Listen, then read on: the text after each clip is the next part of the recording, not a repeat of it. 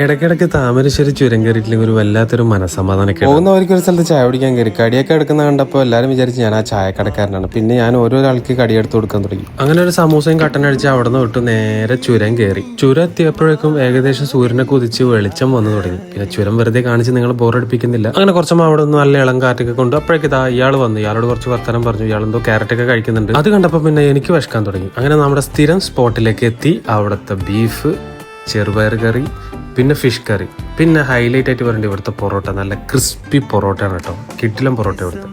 അതിൻ്റെ കൂടെ ബീഫ് ഒരു മസ്റ്റ് ട്രൈ ആയിട്ടാണ്. ഞാനിത് ഫസ്റ്റ് ടൈം അല്ല ഇവിടുന്ന് കഴിക്കുന്നത്, ഒരുപാട് പ്രാവശ്യം ഞാൻ ഇവിടുന്ന് കഴിച്ചിട്ടുണ്ട്.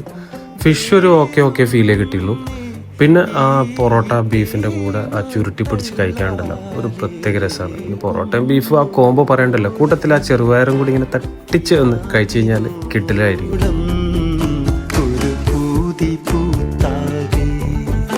ഇതാണ് ഇവിടുന്ന് കഴിക്കേണ്ട അടുത്ത മസ്റ്റ് ട്രൈ ഐറ്റം.